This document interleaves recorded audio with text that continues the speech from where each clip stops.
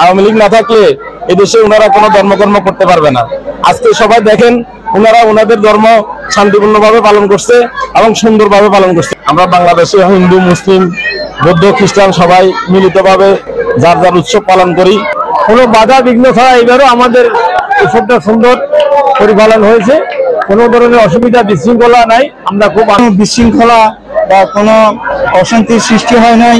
আমরা সবাই মিলেমিশে আপনারা সবাই এসে পূজাটি জাঁকজমকভাবে পালন করে আগামীকালের মধ্যে দিয়ে শেষ হবে।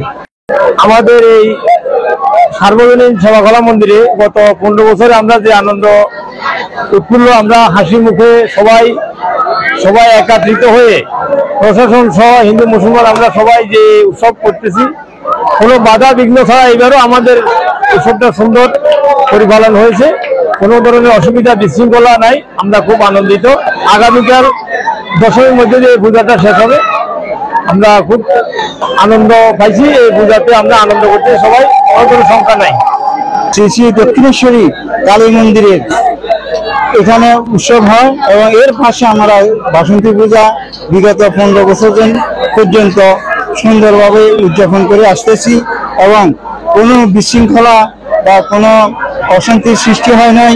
আমরা সবাই মিলেমিশে, আপনারা দেখতেছেন এখানে কমসে কম 5 থেকে 700 লোক, মহিলা, পুরুষ, হিন্দু, মুসলিম সবাই মিলে আমরা আনন্দ উপভোগ করতেছি। কিছুক্ষণ আগে আমাদের সোনাগাঁ থানার অন্তর্গত ম্যাজিস্ট্রেট উনি আসছেন, উনি আমাদের পূজা পরিদর্শন করছেন। উনি অত্যন্ত আনন্দিত হয়েছেন যে আমরা সুন্দরভাবে পরিচালনা করতেছি।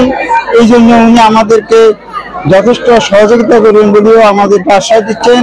আমি আশা করি আপনারা সবাই আমাদেরকে সহযোগিতা করবেন যাতে করে আমরা সুন্দরভাবে পূজা উদযাপন করতে পারি।